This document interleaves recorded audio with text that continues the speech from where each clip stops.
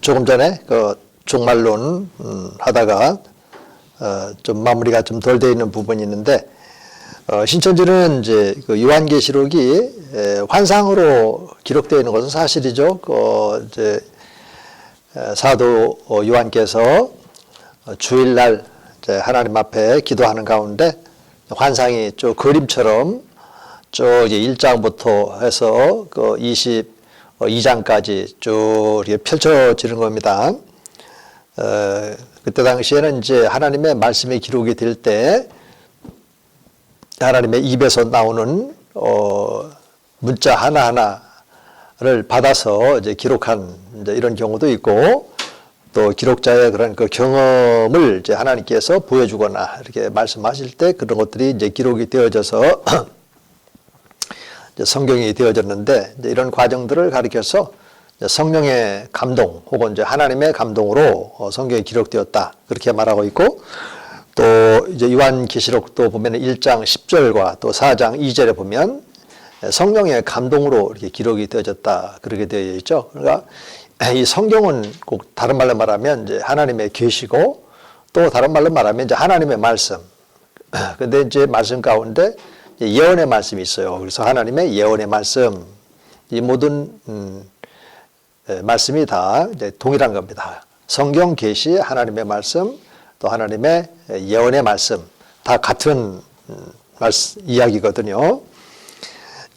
그 이제 사도행전에도 보면 베드로도 그렇고 또 바울도 그렇고 이 하나님께서 그 환상을 이렇게 주시고 이제 이런 것들이 이제 서로 기도 응답이 이렇게 되어지고, 또 서로 이렇게 만나고, 또 하나님께서 또 사람을 보내서 또 소식을 전하고, 또 그쪽에서 또 반응하고, 그렇게 해서 쌍방향이 서로 이제 하나님께 이제 기도를 올려드리는 이런 상황도 있고, 그렇죠?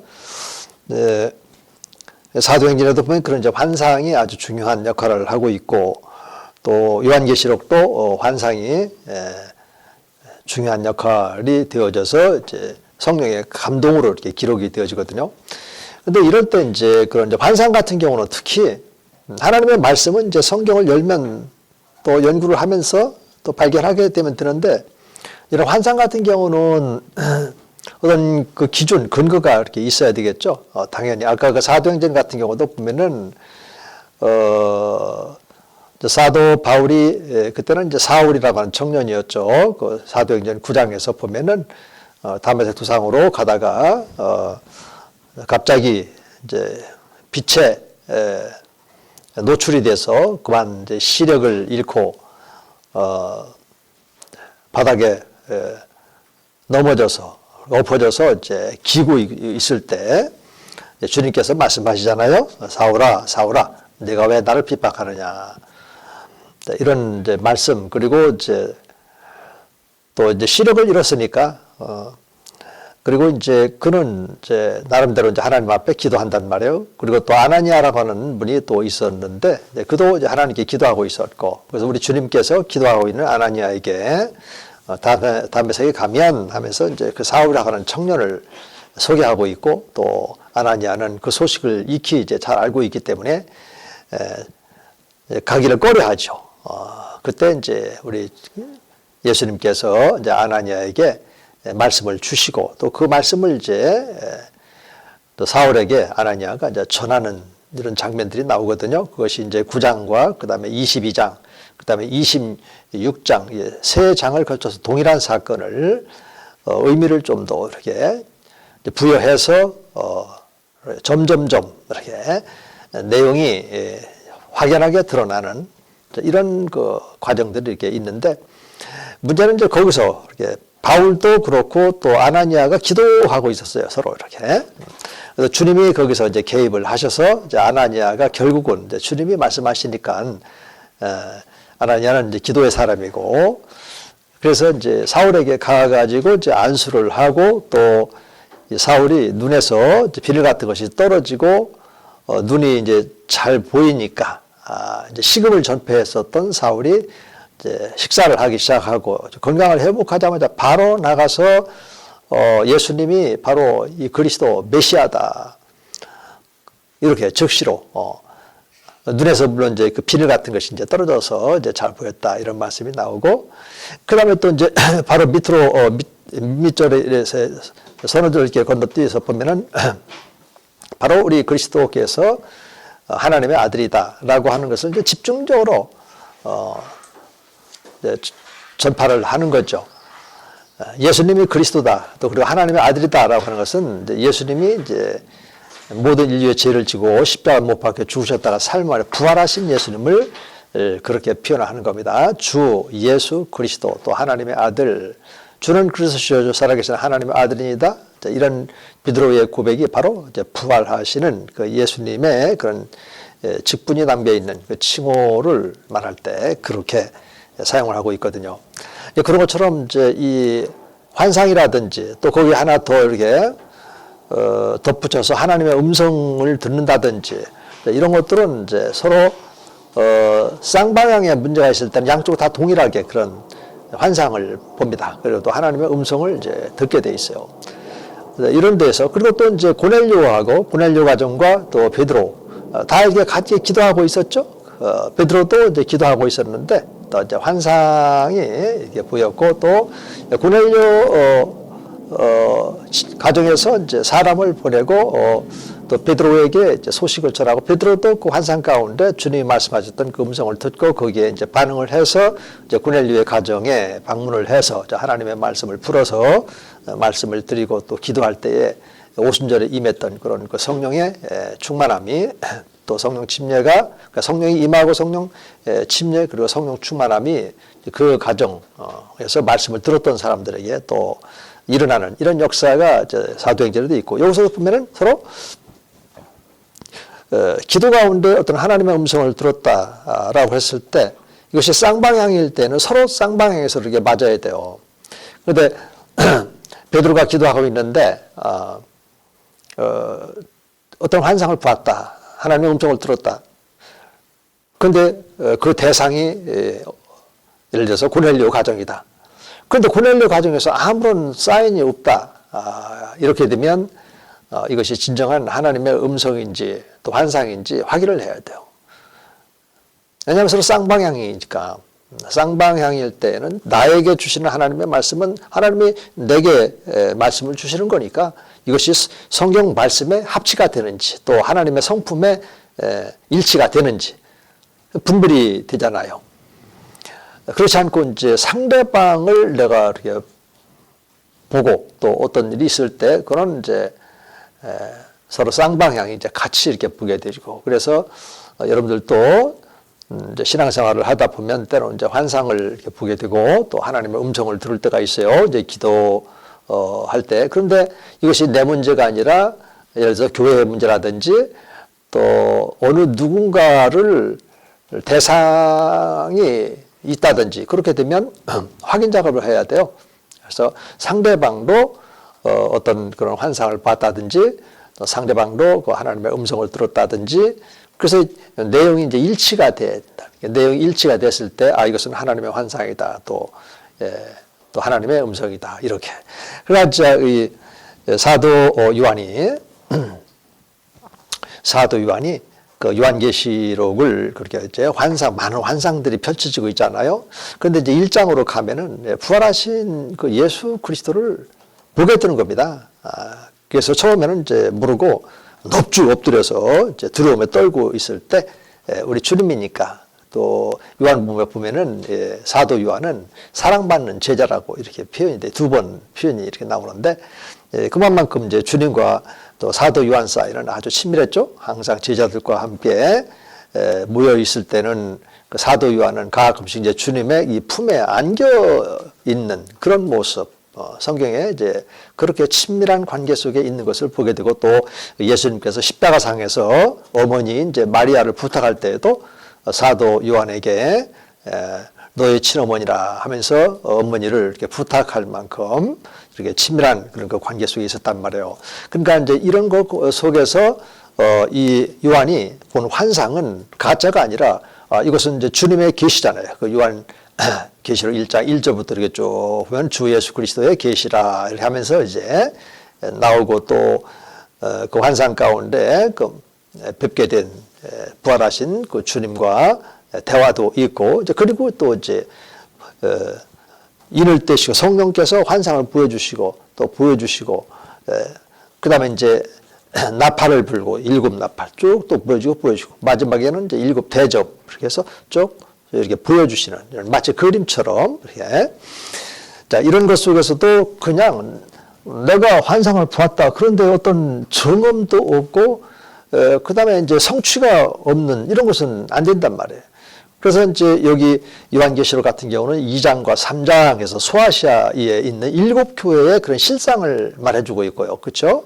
그러니까 7 교회는 그 7 교회가 실질적으로 이렇게 존재했던 교회고, 이제 7은 또 이제 완전 숫자다 해서 그 실질적으로 존재했던 7 교회를 통해서 오늘 우리들에게 전 세계에 흩어져 있는 모든 교회를 향한 주님의 그런 그 메시지가 되는 거죠. 이렇기 때문에 이 환상이 진리냐 비진리냐 이런 분별은 명확하게 해야 돼요. 근데 요한계시록은 명확한단 말이에요. 그러니까 이제 그 22장 거기 17, 18절에도 보면은 이 두루마리에 쓴 예언의 말씀에 더하거나 빼거나 하지 말라, 이런 주님의 그런 그 말씀도 이렇게 있죠. 그런데 이제 신천지 같은 경우는 이만희 자신은 이 실상계를 이렇게 보여준다, 이런 얘기를 한단 말이에요. 그래서 요한계시록에 실상이라고 하는 그 타이틀로 이제 쓴 책이 있지 않습니까? 이제 읽어보니까, 뭐랄까, 이게 맞지도 않아요. 성경 인용이라든지 이런 것들이 이제 자의적인 그런 것도 참 많고, 그리고 이제 일방적인 것이죠. 이런 것들은. 주님과의 어떤 이런 관계에서 되어진 이런 것이 아니고, 또 더더군다나 요한계시록에 그런 그 실상이 이루어지는 이런 것을 자기가 말씀을 받아먹고 왔다고 하는데, 이런 것들이 어떻게 증거가 될 수 있는 것도 아니고 말이죠. 그래서 요한계시록에 있는 이제 환상계시를 이분은 이제 뭐 실상계시로 이렇게 전환을 시킬 때 이런 데서 이제 성경 말씀을 올바로 이렇게 알고 있지 않으면 그대로 미혹을 받을 수가 있단 말이에요. 이렇게. 그래서 신천지가 말하고 있는 실상계시라든지 이런 거는 없습니다. 더 이상 더하거나 빼거나 하지 말라고 그랬으니까 더더군다나 요한계시록에서 마지막 장에서 그렇게 말씀을 하셨단 말이에요. 그래서 우리는 이런 이제 말씀의 원리를 명확하게 가지고 그쪽이 왜 틀렸는지, 뭐가 잘못됐는지 이렇게 분별만 하면 되는 거예요. 그들을 우리가 뭐 어떻게 할 수 있는 이런 게 아닙니다. 우리가 억지로 뭐 개종시키려고 이렇게 한다고 되는 것도 아니고, 혹이라도 이제 대화할 기회가 있다면 그들이 이제 섭외 활동을 이제 하니까 뭐 이렇게 알고 있는 이런 말씀을 가지고 한두 번 정도는 권면해 볼 수 있죠. 그런데 안 듣는다. 그러면 이제 멀리 하라고 했으니까 디도서에 있는 말씀처럼 그럼 멀리 하면 되는 거예요. 같이 어울려서 막 서로 싸우고 감정적 표현을 하고 그렇게 할 필요는 전혀 없는 겁니다. 여러분들 혹시라도 그런 데에 말려 들어가게 되면 여러분들도 감정 표현을 격하게 했을 때 이것이 이제 또 문제가 될 수도 있고 하니까 절대 그렇게 반응하지 말기를 원합니다.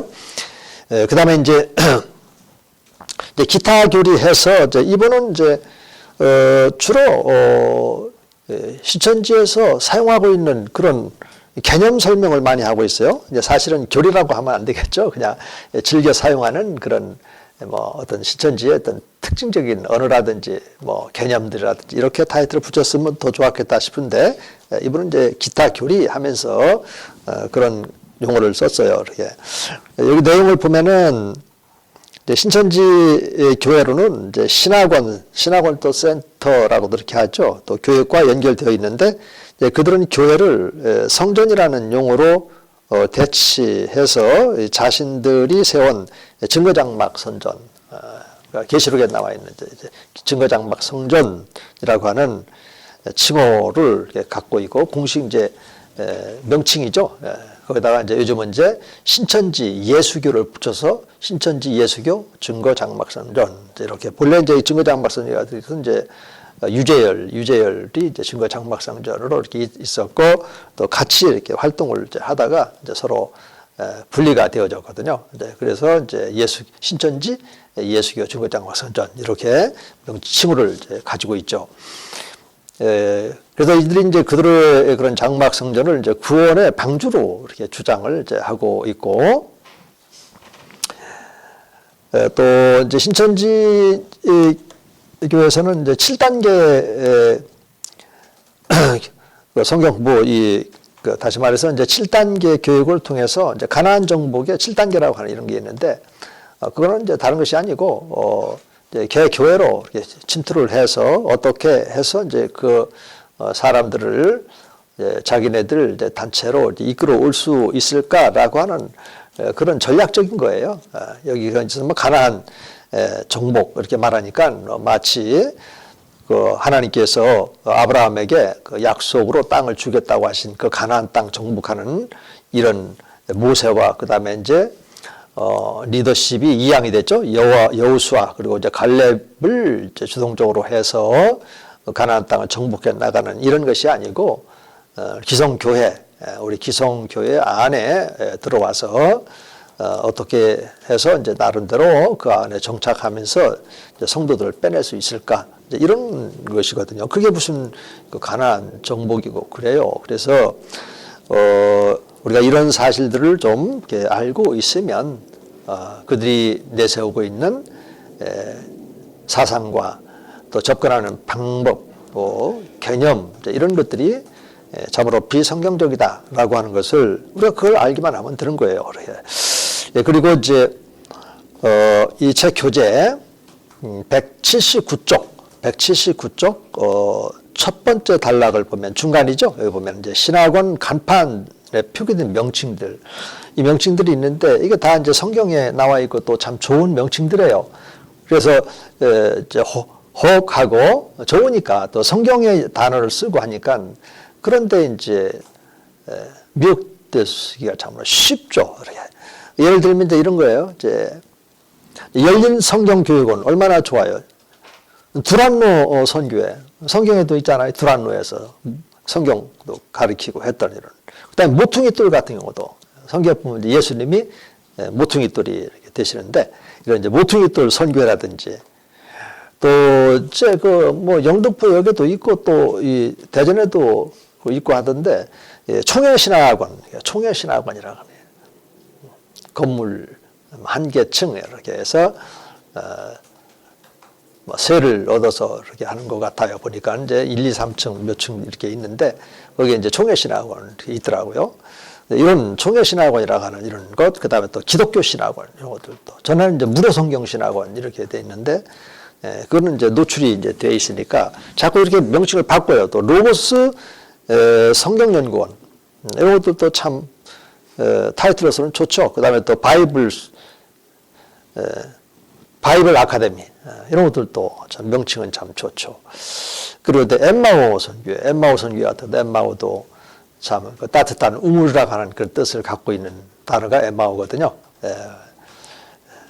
누가복음 24장에 나와 있죠. 주님이 십자가에 못 박혀 돌아가시니까 그 주님을 따랐던 그 제자 가운데 두 사람이 자기 고향 엠마오로 이렇게 내려가는 겁니다. 그러니까 주님이 이제 이렇게 부활하시고 나서 주님은 다 알거든요.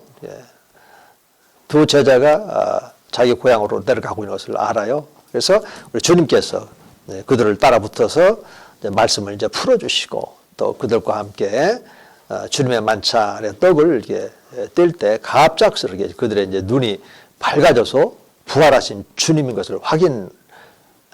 그 순간 또 주님은 부활체니까 곧장 또 예루살렘으로 옮기시고 그 제자들은 또 다시 예루살렘으로 이제 돌아오는 거죠.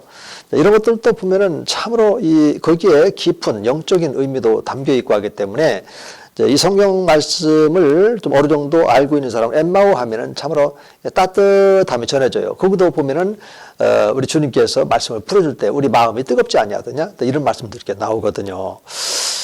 그래서 좋은 그런 그 명칭들을 이렇게 가지고 이렇게 그 미혹을 하고 있다라고 하는 말씀을 드리고 싶고, 그 다음에 이제 바울 제자 양육센터라든지 또 실만한 물가, 또 푸른 초장, 또 시냇가에 심은 나무, 또 로뎀 선교회, 다 이게 성경에 있는 아주 좋은 단어예요. 우리의 그런 마음에 정서적으로 와 닿는 이런 단어들이죠. 이런 단어들을 최대한 동원을 해가지고 이 가운데 하나를 집중적으로 해가지고 이 포교 활동하는 것이 아니라 이렇게 좋은 단어를 곳곳에 이런 방식으로 하다 보니까 벌써 한 30만 정도가 이렇게 육박되는 것 같아요. 이번에 이제 보니까 물론 거기서 말하는 이제 30만 명이다라고 해서 이제 그들이 말하는 이제 6월에서 신천지 교인으로 교족부를 갖고 있는 이런 사람이 아니고 플러스 이제 6개월간의 이제 훈련 과정을